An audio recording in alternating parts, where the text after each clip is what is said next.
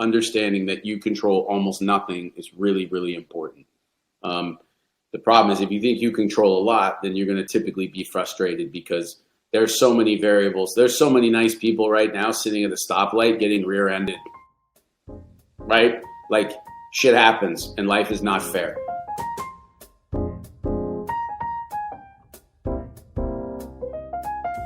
Well, I want to jump right in and talk to you about your journey, Sean, to becoming the best known top level instructors, coaches, performance consultants, however one would frame it. I just want to talk a little bit about how that happens. What's your journey been like to this point?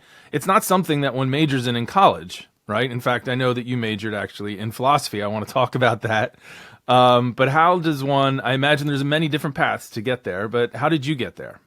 Yeah, I mean, I think if I play it back in my head, a lot of how I think this happened to me is, I played team sports growing up till about the age of 11.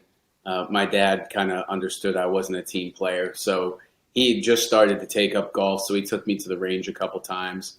I obviously liked it from the start. And then I was fortunate.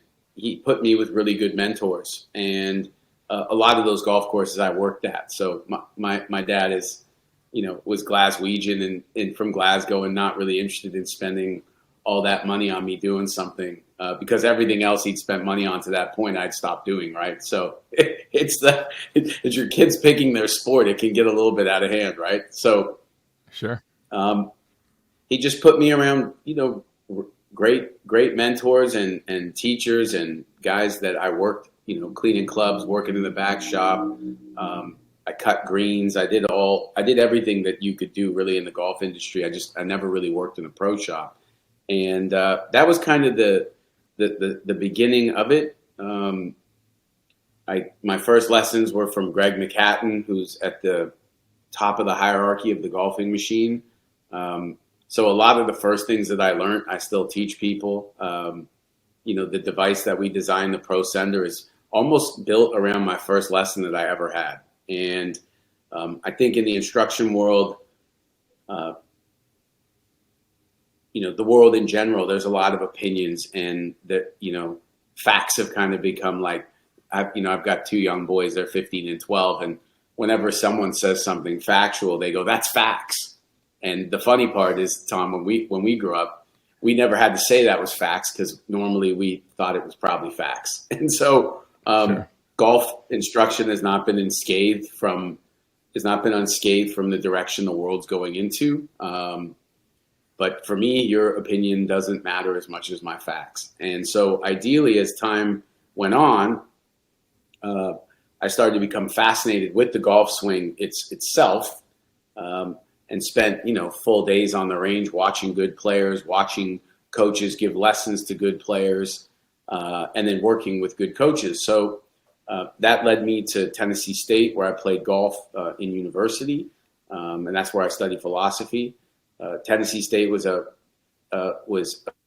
life-changing, fascinating experience as I attended a historically Black university. So going from Toronto to Nashville was a massive difference for me. But then attending an HBCU, living on campus, was its own deep understanding in life and starting to recognize a much bigger world out there than just golf. And so, as you kind of bring them all together and they amalgamate, it was just a massive time of learning for me. When I got done school, can't do much with a philosophy degree, and not much with a philosophy degree, and one that was built on the foundation of academic probation. So I don't think anyone's hiring a D student in philosophy. Actually, I probably, Tom, had an A in philosophy, just a D in every other class that I had no idea of why I had to take it when I had no interest in it. Sure. And then when I started teaching golf, it was quite organic. I was working with the guys on my own team and guys in my conference, That got me in trouble from my coach when I was coaching other players in the same conference. And then I started working for the John Jacobs Golf Schools, kind of as the ball boy and setting everything up and serving people at lunch and dinner. And then that moved into more of a part-time job, into a full-time job. And then by 1999, I lost my visa to work in the U.S., obviously, as I'm Canadian. I'm not quite sure I was doing it legally before that time. And then went home to Canada. And that's where it all really started for me. That's where I really started to kind of, lift up every rock and started to go and speak to PhDs who weren't biased to the game, never played the game, worked with people in geometry, physics, biomechanics, and then started working with chiropractors to understand human movement, and just kept going and kept going and kept going. I've always kind of wanted to know why. Obviously, I liked philosophy. And I'm not saying that everyone's why is the same, but we have to separate, beliefs from science, so to speak. So people say, I believe the golf swing should be like this. I don't really care what people believe. Like what they believe, I hope with what they believe makes their life more abundant and their experience better. But I want to know what you know and not what you believe to know. And so that I don't go into the doctor and he tells me, I believe you have a heart murmur. He's measured it. And if I have a heart murmur, I have a heart murmur. So, I'm going to listen to his experiential evidence as well, because he's been a doctor for 30 years. But, these world-class doctors still measure what's happening, even though they probably have a very good idea. So now we're in the time of TrackMan and Foresight and force plates and sports box and 3D, and all that stuff is very, very helpful. But again, I don't think any of that can help me as much as coaching golf for 30 years and making 1,000 mistakes or maybe more mistakes, learning from the mistake, and then trying not to make the mistake again. So I've always enjoyed, being with people. I've always loved the golf swing. I've always tried to understand why about anything from politics to economics to the world around me. And then I really, I enjoy inspiring people to realize that I have information that helps them bring out something that's already within them. So I didn't do anything to Justin Rose. I just showed Justin Rose what he was already capable of, because, I've coached a lot of people. So why does someone get to number one and someone doesn't? I charge my players on tour 5% of what they earn on the course. So I have a pretty good understanding of where I sit as it relates to the equation in their success. But as time has moved on over this will be my 18th year on tour. I think my goal is probably 5 to 6 years from now is to be at the Masters with a young player, and have him say, I read an article that said you used to be a swing coach. Because, I've learned, my last couple years, I've become fascinated. I've been consulting neuroscientists to understand just more about how do human beings learn, how does the brain operate, and I found that to be very, very helpful, because, the problem is that the most important thing I've learned should have been the first thing I learned. So unfortunately, it's been like the last thing that I learned. And as I've been learning and consulting these brilliant people, who admittedly say what they know is very minimal, but at least it's more than what I do know. I just feel overall that I'm much safer as a coach now. I've kind of made all the cardinal mistakes. I'll probably continue to make some mistakes, but the kind of major errors have all been made, and I'm much more sensitive to in my understanding of how this is really a long process that's based on delayed gratification. The big changes that you can create with people where they instantly get better is when conceptually their concept isn't right. And if you can help them understand a new concept that's more correct, people can improve in 10 minutes. But as it relates to long-term development, it's really about just figuring out with a player or a client right away, where's the tumor, right? What's the low hanging fruit to where we can improve first? And then what is a structured big picture idea that gives the player the ability to contemplate, the direction we're moving in, which can be, Justin Rose and I, in 11 or 12 years, we pretty much worked on the same 2 or 3 things all the time, the whole time. With a guy like Ben On, who I've worked with for just over 2 years, we've worked on his club face and his right arm every single day for 2 years, whether he shot 65 or 75. We're not bouncing around looking for secrets. We know that doesn't exist. And we know that fundamentally, the movement pattern that these pros have by the time they're 18 years of age, their swing is always going to have so much of that pattern in it. And so really it's just about making sure that they're safe, that they're not going to get injured, and then recognizing that, a tiger with spots is called a leopard. It's not a tiger. So no matter how good of a shepherd or coach you are, you'll never be able to turn a sheep into a goat, because a sheep's a sheep. So my role more is like making sure that the sheep understand the cliff is over here, so we're going to stay away from the cliff. Over here is where the wolves live, and over here is where there is the best grass to feast on. And that's, so you basically set it up to where you give a sheep the ideas that it needs to do, but who's going to become the best sheep is not in my hands. That makes sense. You mentioned the last thing you learned. If it could have been the first thing you learned, what's the last thing you learned? Just really delving deep into trying to understand how this brain processes the world around us, and actually how it almost creates the world around us more so. But as it also relates to human learning, as teachers, like even school teachers, I know very little about this, but I know more than I did. That's really the goal, is to continue to be able to learn more about these theories, but then understand that the theory is great, but how you apply it to individuals has to be a little bit more, detailed to that individual. It's like if someone comes to you and you're a tailor and you use the finest wool fabric in the world, if you have 10 people come out of here, they're all going to look like they have a different suit on, because everyone looks different. But all the suits have the same exact wool. So there's a difference between style and dynamics. So style is people like, chocolate chip cookies, or people like brownies. The dynamic is there after the sugar. So trying to find the dynamics, I think, is very important. So Christianity, Islam, Buddhism, all these things have a different style, but the dynamic normally is centered around love.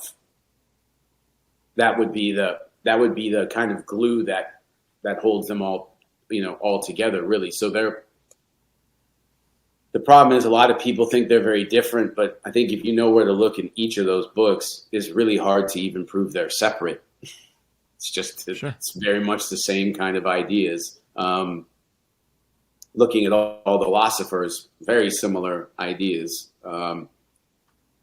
Some were more optimistic, some were more pessimistic. You look at Hobbes, and he says that, man is a brute and needs to be governed. And Rousseau says life, liberty, and the pursuit of happiness is the key to life. Life, liberty, and fraternity. I know where we got that from. So that's when I don't think either of them are wrong. I think that if you ask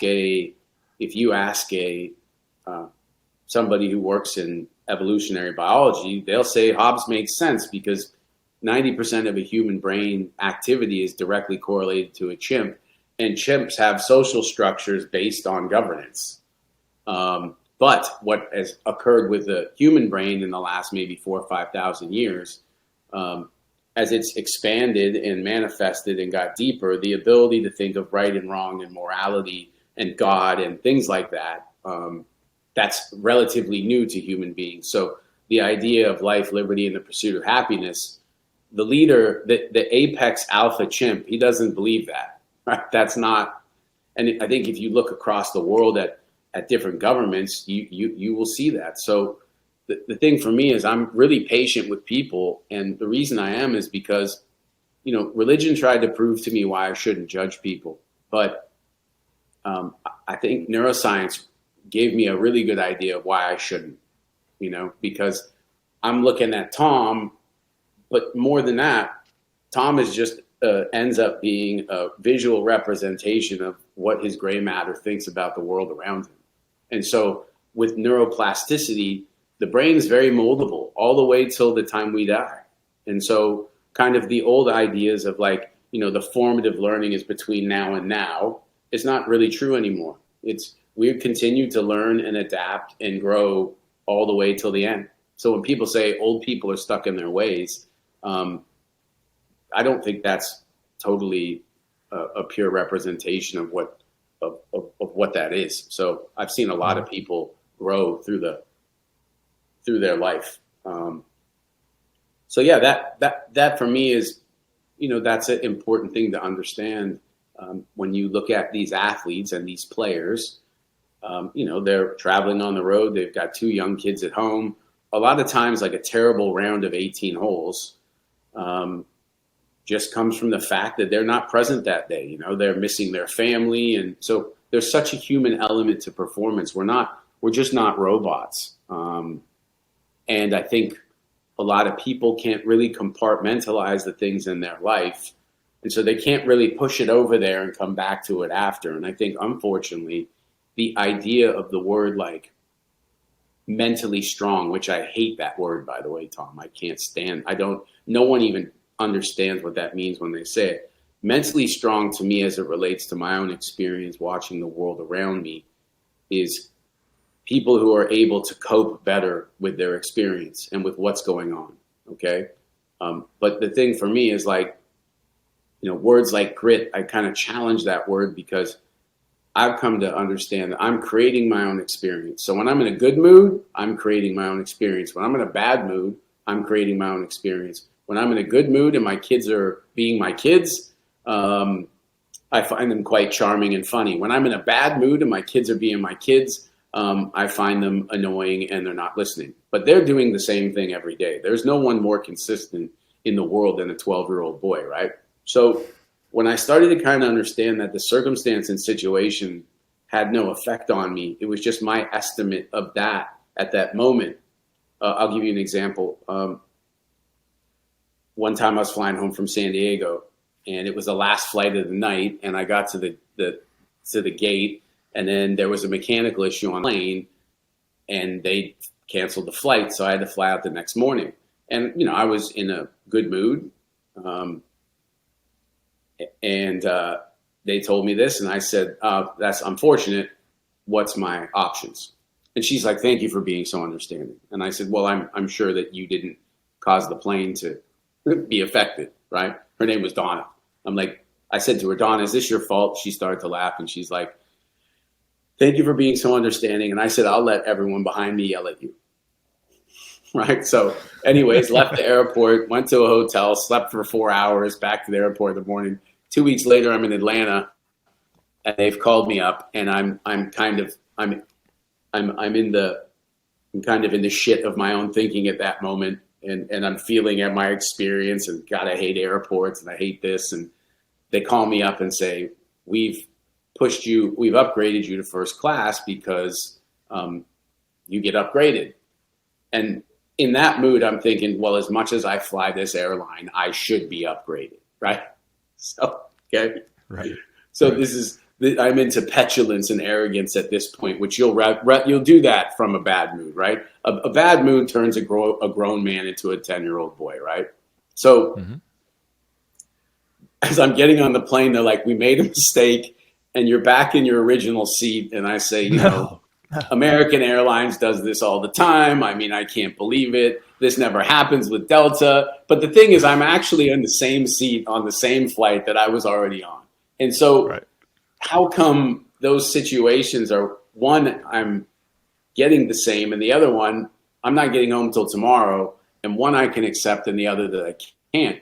It's because it's up to me and where I'm at that point. So look, you're never going to be able to stay in a good mood, right? Like this idea that life is about being happy. I don't really agree with that. I think life is about having purpose and meaning. But so much of the beautiful things that I've learned about myself and life have come from disparate times, not from happy times. So, I think the danger we're at in society right now is that, parents think they can engineer academic and athletic success. And so for you or I, Tom, bullying was kind of a normal thing. It was just you dealt with it, and human beings are incredibly resilient. Okay. Of course, we all have trauma, but people move on very well, and humans are incredibly resilient. And so I think that I'm never going to be able to undo the trauma and the demons that are within me. But if I can really define meaning and purpose in my life and stay focused on that, I don't think what happened to me when I was 12 should be the reason that I'm shackled to the confines of my own mind at 49. That is really good to hear, especially as a person with red hair who knows a little something about bullying. Right. So you're talking. I love what you're talking. So meaning and purpose. Yeah. Meaning and purpose. What is meaning and purpose for you? Well, I think where this really hit me was one of the great books I've ever read is Man's Search for Meaning by Viktor Frankl. Mm-hmm. And I kind of started noticing when I spoke to super successful people, and by success, I don't just mean monetary, worldly rewards. I mean, successful social worker, just people who are great at what they do. And a lot of the time, I think in the Western world, when we think of success, I think it always has quite a material value on it. For me, that doesn't necessarily. So a lot of people have read this book. So people kind of impressed me, and I'm like, if you were going to give me 3 books to read, what would it be? And Man's Search for Meaning seemed to always come up, whether that was, business leaders, prime ministers of countries, they all seemed to read this book. So I read it. And Viktor Frankl was put into the concentration camp, Auschwitz, I think 1943. He was a Jew from Poland. He was put into the camp. I think he was in I forget the exact, but maybe his early 40s. But the thing for him that was different is that he was a psychiatrist. So as a psychiatrist and therapist, he's now in a concentration camp, which would be the ultimate experiment in human behavior, because you're getting down to the base principle of survival, right? Like just pure survival. And so, he could see that, for example, like there was prisoners in the concentration camp who were like very, very sick, like incredibly sick. And they were able to wake up every day, go to work through the pain. And remember, as soon as the Nazis realized that the prisoner couldn't work, they would kill them. Okay. So as long as they could show they could work, they could stay alive. And going through abject things like broken legs, typhus, you name it, right? You name it, and we would be dead from it quite quickly. But the meaning and purpose that they had was to stay alive so they could see their family again, so that they could see their daughter and their son again, and they could be with their wife again. So that meaning and purpose that they had was what pushed them. They didn't have a moment of happiness in this concentration camp. It wasn't about that at all. And so what he started to notice was that it was unbelievable the amount of suffering that people could handle. And then as soon as some of the men in the camp found out that their family had been killed, they died within a minute. And we've seen it a lot. Like we've seen it a lot with, older couples who have been married for 50 years. One of them gets sick and they pass away. And within 2 months, the other one, who was not sick at all, passes away as well. And so I think that so much of their life, their meaning and their purpose was related around their partner. And, so that it's very important to me is to have meaning and purpose. So as it relates to me, my ultimate meaning and purpose is just to spread love to every single person I meet. That doesn't mean I'm spreading trust to every single person I meet, because trust is love is a given, trust is earned, right? And so that's important for me, because I really believe that that's kind of all of our, that's ultimately all of our calling. I think that if you look at all the most terrible parts of society and a lot of the egregious things that happen with countries and wars, it's the opposite of love. And, I think that when we look around the world, we've been divided by ideas in the media, but you know what? I don't care what country you come from. Most people love their mom, didn't want to disappoint their dad, probably like sunsets, enjoy ice cream, like wine or beer, enjoy movies, enjoy music, enjoy going in the ocean.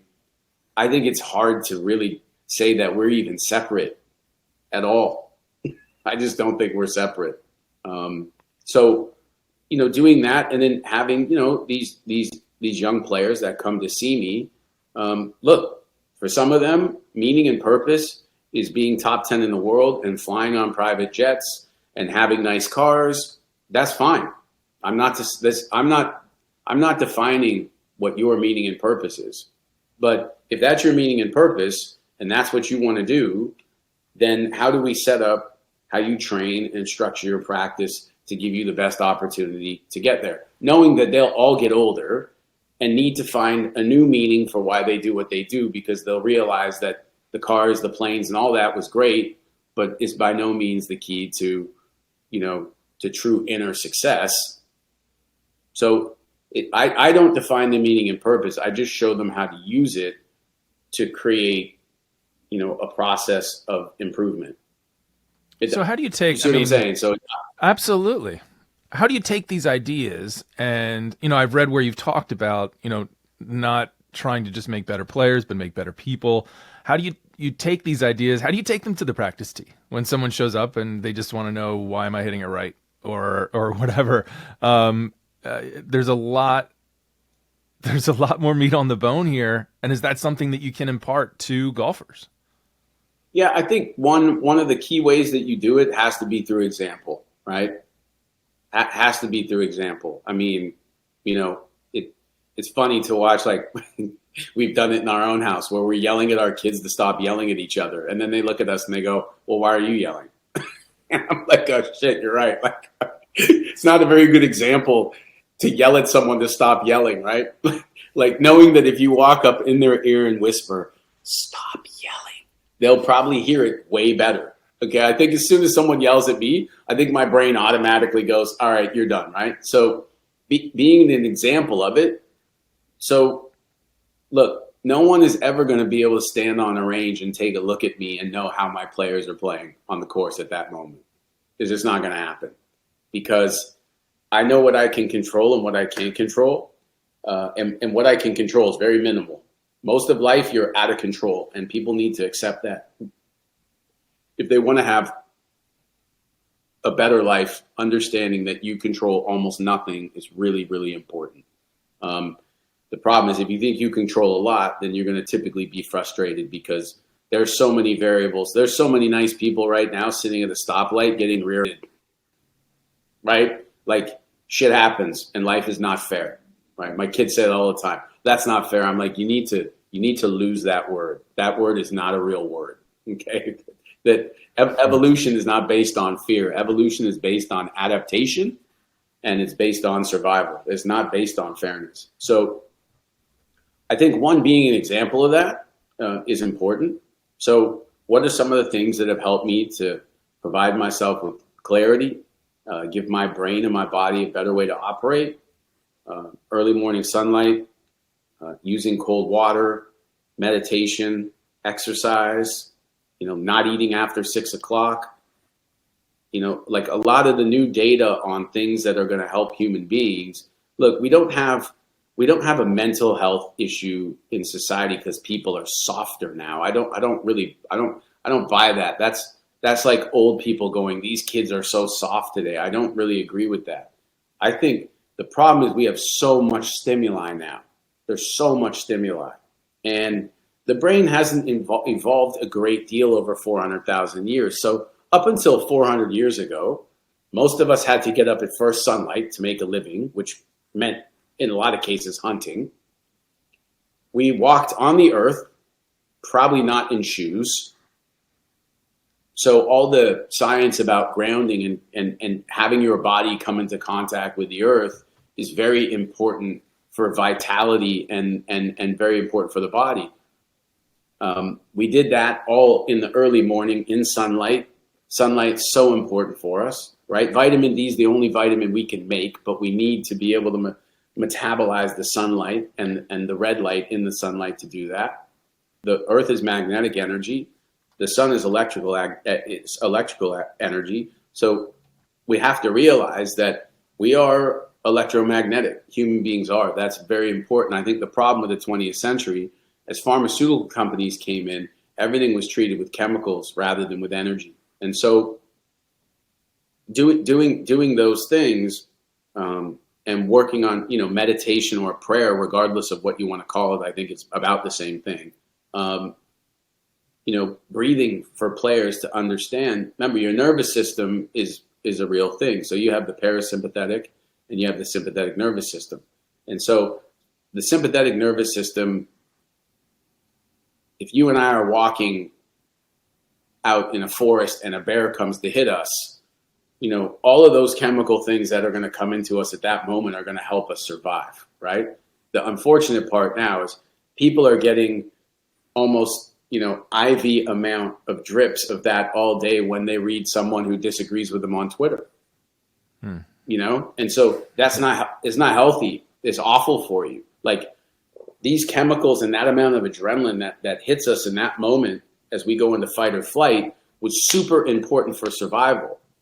But the brain doesn't really understand the difference between made up threats and direct threats. So 98% of the time that the brain is detecting a threat, it's not accurate. And so when you look at the word fear, is a beautiful acronym for fear, that false evidence appearing real, right? So yeah, I think it's really important that we have an open mind. And I think it's really important that we travel and that we meet people that we've only been told about, because most of the time what we've been told about is some form of domesticated indoctrination because it's helping business, right? So for sure, it was back in the late 60s, early 70s, people started taking psychedelics and going to Washington and saying this war in Vietnam is a terrible thing and it's not right. And then they quit the war. And I think that the powers that be said, this is not good for business. This whole love and peace and everyone being together, that's not helping our business at all, right? So that, I think that's why when you look at it, I mean, how many people would feel so much better if they were to put in, when the sun comes up, go and walk for 20 minutes and don't look directly into the sun, but kind of gaze around it. Do 30 minutes of cardio and do 15 minutes of calisthenics, jumping jacks, push-ups, air squats, making sure you have plenty of magnesium, potassium in your water. Have to have that. 99% of the cells in our body, every cell in our body, 99% of the cells made up of water. So I think that how we hydrate, our water supplies don't have near the amount of elements that they used to. When it comes to eating food, the soil has been destroyed by massive, when you look at all these crops that go for miles, if you want to have really rich soil, you want to have diverse crops. So when we have miles and miles of corn or miles and miles of wheat, if you look at organic gardens in East Asia, they grow everything in the same garden. So when we look at the real depletion in the soil of all of these like super important elements that help our body, you've got to make sure that vitamin D, magnesium, and potassium, if you have to use it in supplement form, you have to use it because it's just so imperative. So when I look at players and, I watch what they eat, my younger ones, they're still young, when you were 23, you never had a hangover. And when you're 49, you can't believe you have a hangover after 4 beers, right? So I think the youth don't realize how bad things are for them because it hasn't added up yet.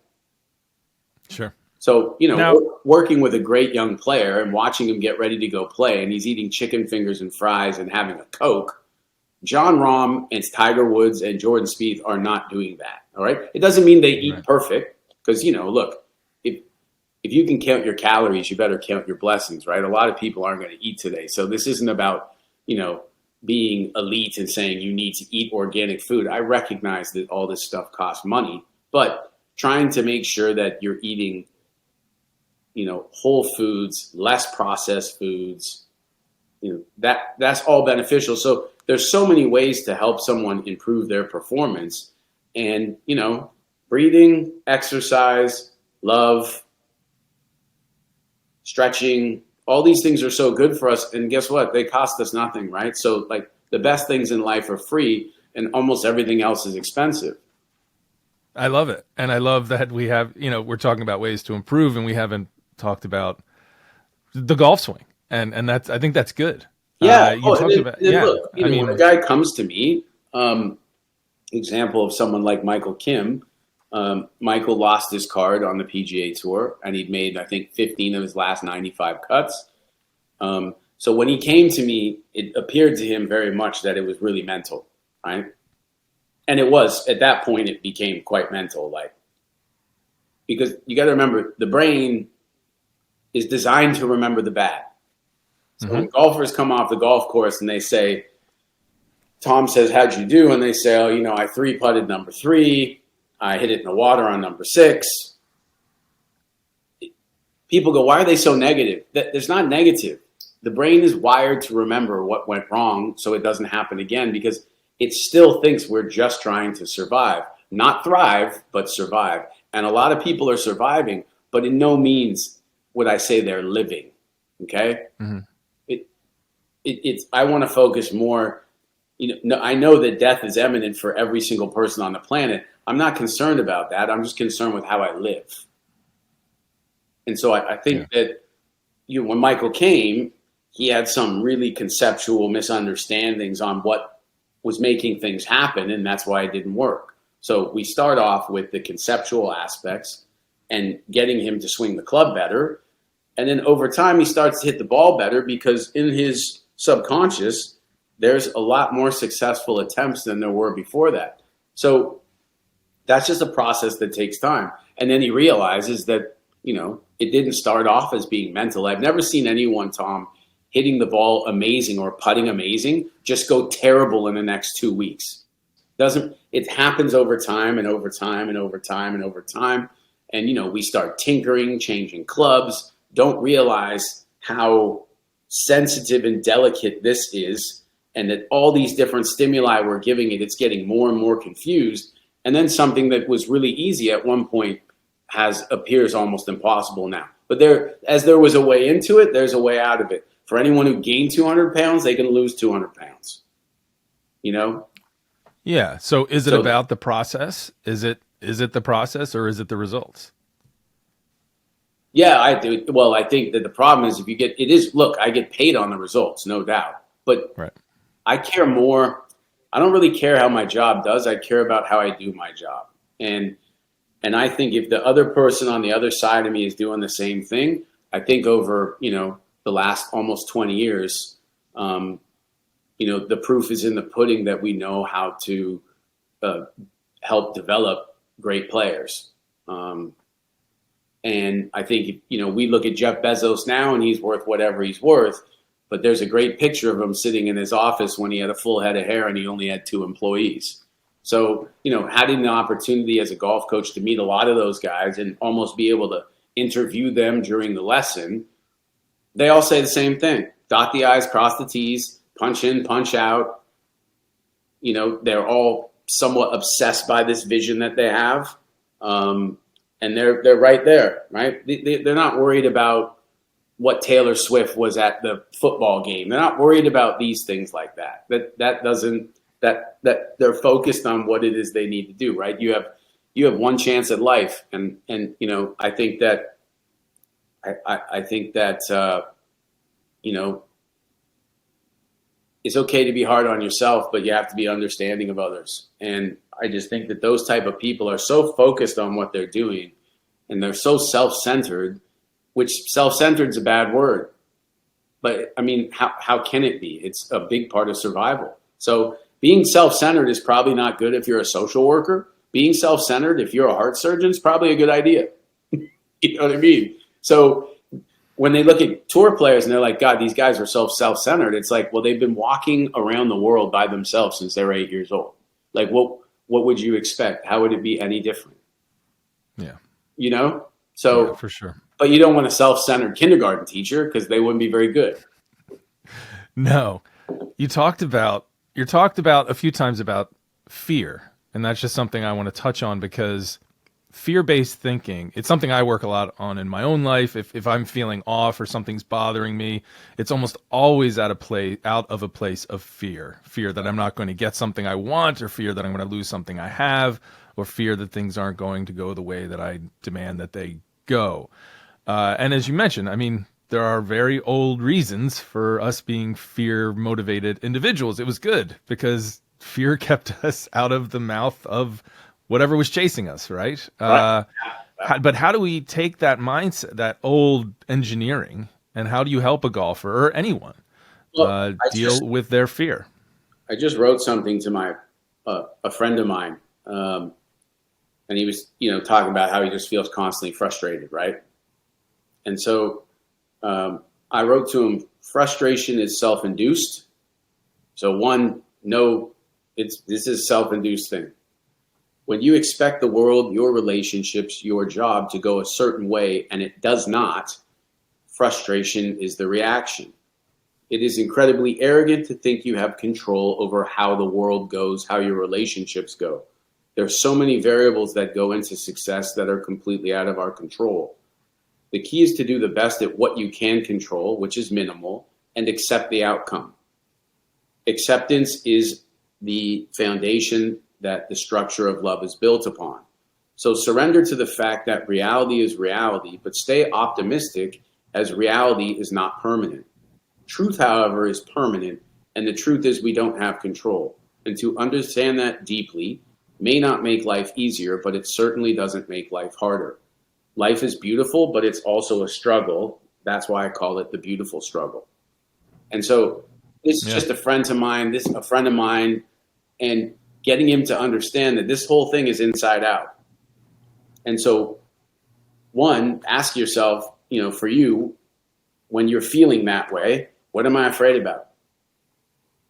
Right? So for a parent with a 15-year-old, and you see how the kid's kind of acting, and you're like, you know what? Like, I'm afraid that he's going to mess up and not go to university and all that. And you got to ask yourself, like, okay, hold on. That's 3 years from now. So being worried about tomorrow doesn't change tomorrow. It just screws up today. Like, tomorrow's going to be tomorrow. So I can worry all I want. And the problem with worrying is worrying feels responsible, but it's really irresponsible, because I don't know what's going to happen tomorrow. So all I do by being concerned about tomorrow or upset about yesterday is that takes me out of where I'm at right now. And so the idea of, like, human beings are very present. Presence is not a place we need to get to. Presence is a place we take ourselves out of, right? So we wake up, we feel pretty good.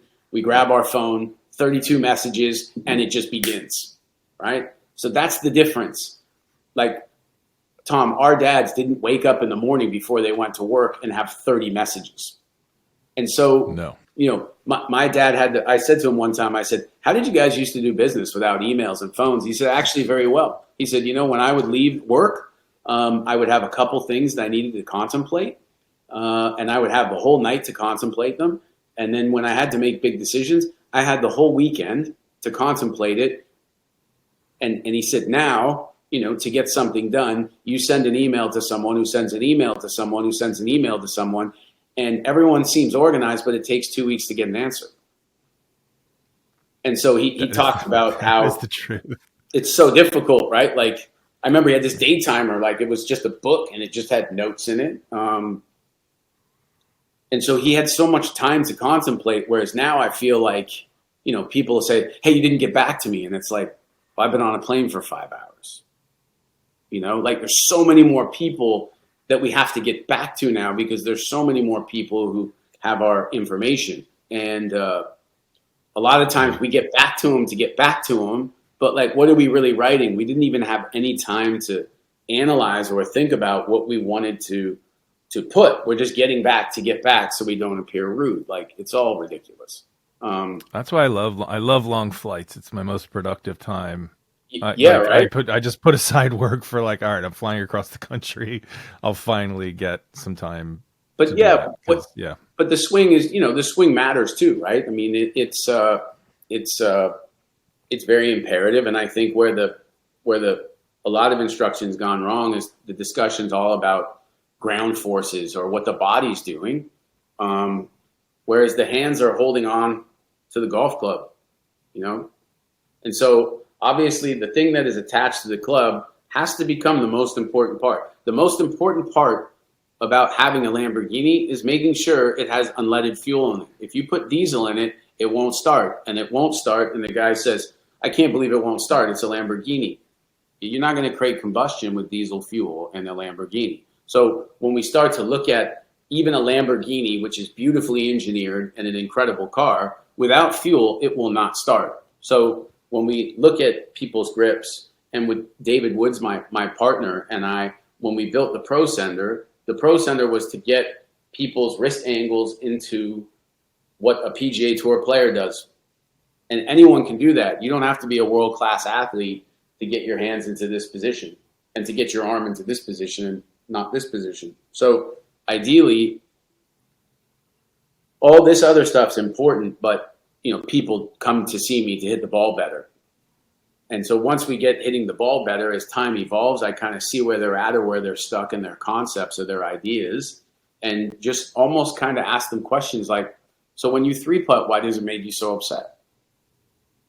Well, I hate three putting. Well, you play pro golf and they put pins in difficult spots. You're probably going to three putt no matter how good you are. Like, can you imagine a Navy SEAL ever going, I can't believe they put a booby trap on the door. That's not fair.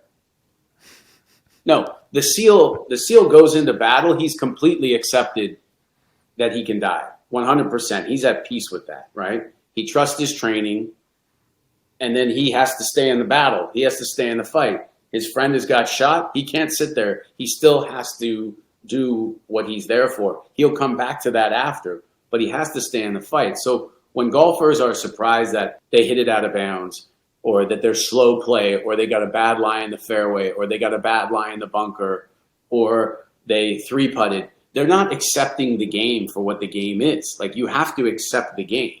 You're going to hit good shots and get penalized. That's just life. So no SEALs ever turned to Lieutenant and said, hey, Lieutenant, can you believe they're shooting at us? It's war. That's what it is. So when you go to play golf, look, accept that you're going to get bad bounces. Accept that the wind is going to change.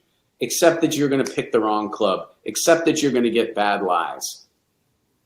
If you don't do that, then you won't be able to, like that message that I said, if you expect for that not to happen, then the frustration you have is the frustration you've created because you're not seeing it correct. If you think your flight's going to take off on time every day, you're going to be pissed off 8 out of 10 times because flights just don't take off on time anymore. They just don't. So I'm picking up a little Epictetus, a little Marcus Aurelius. Sure. Yeah, I've read all. A little. So I want to just touch on real quickly because listening to you, it not only it makes me want to be a better, more thoughtful golfer, but a more thoughtful person. What's your journey been like? Let's say as a reader. I mean, at the Golfers Journal, we are a publication that's based on writing, storytelling. Sorry to my photographer friends. But it's all about the story and they can be long. And what's your journey been like as a reader? Because you talked about school not being maybe your forte. Not too close. No. But you've obviously had quite an education since.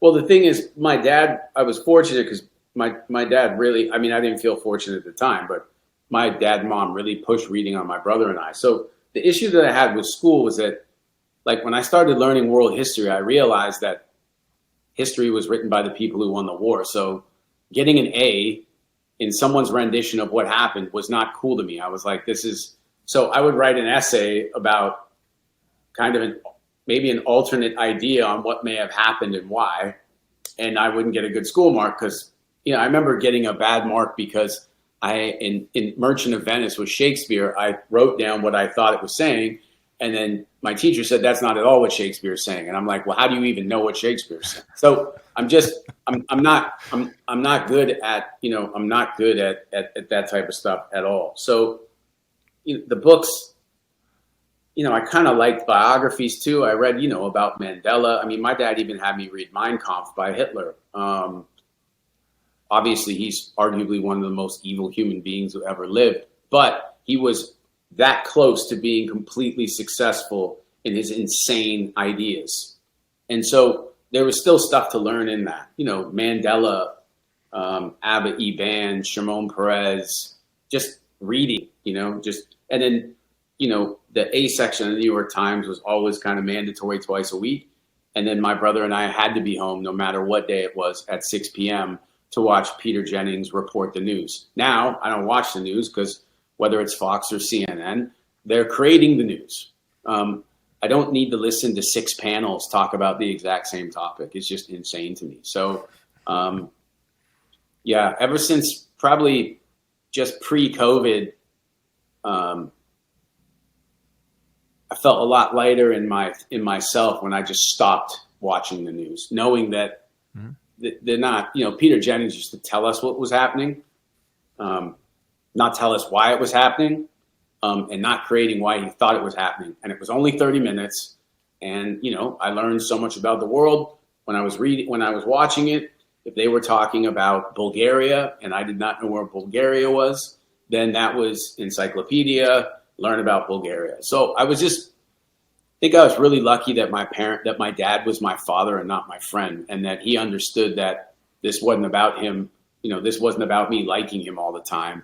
And it's amazing, as I've been around the world now and I've done a lot of corporate speaking, how I can, literally sit as a D student with 2 or 3 CEOs of big companies and add to the conversation because I was educated in a much different way that I think has been way more applicable, to my success for sure. Yeah. Now and it's given you a ton to impart to your students, of course. What do you as a teacher, what have you learned from your students? Oh, well, the thing is they only have one of me. I have like 100 of them. So right. I would say I'm learning way more than they are. But yeah, I think it goes without saying that a great teacher is always a constant student, right? Like as soon as you think you have the answers, a year from now you'll realize you didn't have the answers.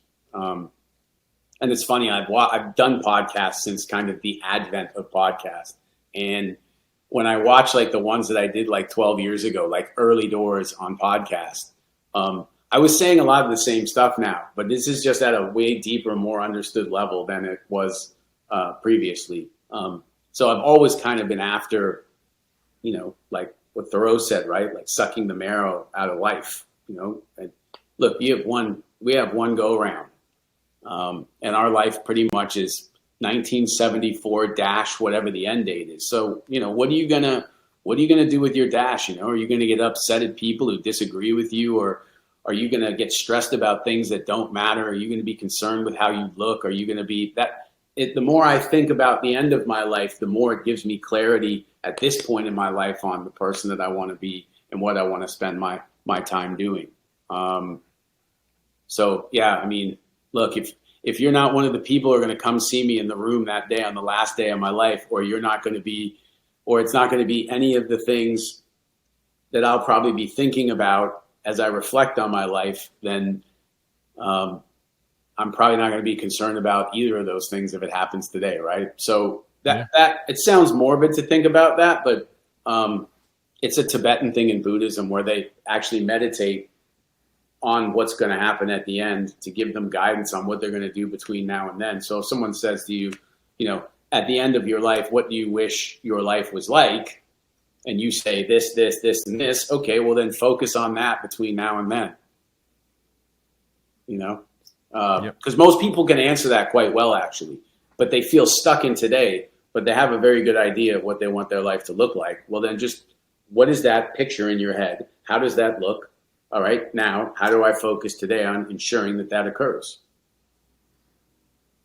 Now, the players that you get to work with, some are there, some are trying to get there. What's the difference between the players who break through? And I mean, there's so much good golf out there. You see it, whatever mini tour, whatever event you're going to, everybody can hit all. It seems like everybody can hit all the shots. What to you helps a player break through? What's the difference between those who do make it? Probably, God, there's probably like 1,000 essays you could write on that. Yeah. But I wrote a book about it, and I never figured out the answer. So I'm asking.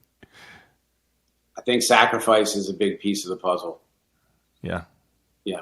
I think 100% sacrifice is a big piece of the puzzle. If you look at all the greatest in all of those sports, they completely sacrifice privacy. They sacrifice being able to live in the world as normal people. I think sacrifice is a big part of it. And then the reasons why they do it, some guys become really successful because they got a huge chip on their shoulder. Okay. I don't have a chip on my shoulder. I don't get better to prove to people that I did it. I'm not concerned at all about people's perception of me. So maybe my wife's or my parents, but they've deserved a seat at the table on making comments about me because I know their agenda is love. Their agenda is nothing else. So, obviously there's some genetic aspects to it. Like you cannot teach people how to swing as fast as Cameron Champ. Right. Mm-hmm. So his just absolute biological athletic excellence is unteachable. I can help everyone get faster with clubhead speed, but I'm never going to take someone at 110 and be able to get them to 130. I guess you could, but it doesn't mean they'll be successful because of that. So I think there's some genetic aspects to it. I think there's some environmental aspects to it. Pele grew up in the favelas, in the poor areas, playing with taped up shirts and playing in the streets and playing in the favelas. And then they asked him to come down to a beautiful soccer field and put beautiful soccer shoes on him. And all of a sudden he was like, wow, this is really easy. So I think people who train in a more difficult scenario, like what makes the Navy SEALs so special as special forces, they train the worst case scenario 60% of the time. How many golfers out there can say that they train the worst case scenario almost ever, right? Yeah, never. Probably never, right? We don't understand how much the ego is affecting us. So that I would say, one, sacrifice, two, some genetics, three, the environment that we learn in, right? So Tiger Woods is the greatest in golf. He had a father who was a Green Beret, and he worked with Jay Brunza, who was in psychological operations at the Navy. So when they talk about these practice days Tiger's had, it was very challenging and very difficult. So, for example, for people listening who want to hit their irons better, if you want to hit your irons better, then you should probably practice in a fairway bunker because that environment is way more difficult than the range. Everyone says to me, I hit it better on a mat. Of course you hit it better on a mat, So practicing on a mat, it's like at Augusta every year, players go on the course, every single iron shot they have is off a different lie, and they don't do well, and they come back to the range and we practice on a flat line. It's like, it's not the swing. We need to understand what that lie gives us, what we can and can't do off of that lie, and we're not going to figure that out off a flat surface. So when you look at Tiger for weeks in advance of Augusta, going to courses that had a lot of undulation, he was training, right? Like the SEALs have live ammo, like SEALs die in training almost as often as they die at war, because you almost have to get to that threshold to be able to deal with that kind of environment. So, it's all good to learn to shoot a gun laying on your chest, but if you're a SEAL sniper, you got to be able to shoot a car out of a moving helicopter. That's golf, right? I can sit and hit balls into a net and work on my swing. That's important. But when I go and play golf, that's the furthest thing from golfing. So, you know what I mean? Remember, at the end of the day, when you finish playing golf, Tom, no one asked you if you were on plane or what your club head speed was. They're like, what'd you shoot? So I think when I look at my clients, knowing that that's going to be the question they get answered, what'd you shoot? In the short term, what can I look at as low-hanging fruit that we can improve quickly? And then what are the things that are going to take more time that are kind of like, long-term investments, like in the market, where over 10 years you're going to make an increase of where you were 10 years before. How much, who knows, but you will definitely improve. So it's kind of short-term and then the long-term aspects. So with Ben, if I work with Ben for 10 more years, we're going to work on his right hand and we're going to work on his right arm. Okay. Sean, I have so many more questions, but you've been really generous with your time, and there's so many topics that I did want to touch on. Yeah, I'll leave you with an easy. We can always do it again. And as we might do it again. Absolutely. Yeah, I would love to do it again. And as I said to you when I reached out, like knowing that you got a lot of golfers and people are going to the range, and as a coach, being able to help people, of course, part of this is the idea of the product that we created, but why we created the product. And we have had unbelievable success with so many amateur golfers when they've learned that, the key in the game to improvement is going to be in their wrist angles, and that no one has hardly ever been good from here. And so, by creating the Pro Center with my partner, David, we have got 80 different tour players using it, and it's been really beneficial for them. So as beneficial as it's been for them, it's been way more beneficial. And in 20 years of really doing this at the tour level, I've never been part of a training aid. I've never been part of anything like that. And so when we decided to build the Pro Center itself, it was really the right thing to do. And the feedback from all the golfers is you can really get away from a lot of the garbage that we're being fed on Instagram or in golf magazines. If you really get down to understanding that, getting your right wrist into this position and making sure that your right arm is not too bent is really advantageous to ball striking. Love it. We do have a lot of golfers listening. We have a lot of golfers involved in our index experiment, where it's our year-long quest to improve. So that could be an answer for many of them. Yeah. So fantastic. Great stuff. I'll leave you with an easy one. We started off, you talked about your interest in this question of why people do the things they do, why things are the way that they are. How are you doing on that journey? Do you know the answer to why yet? Well, I know it for myself. And so I think if I know it for myself, then I think I know it for everyone that I'm going to run into. I think all our whys might be different. Our whys might be different, but if you spoke to 290-year-olds and asked them like what was the meaning to life, I think a lot of their answers by that time might be very similar. So the why of a 20-year-old Sean Foley and the why of a 40-year-old Sean Foley and the why of a 60-year-old Sean Foley, that should evolve, I think, and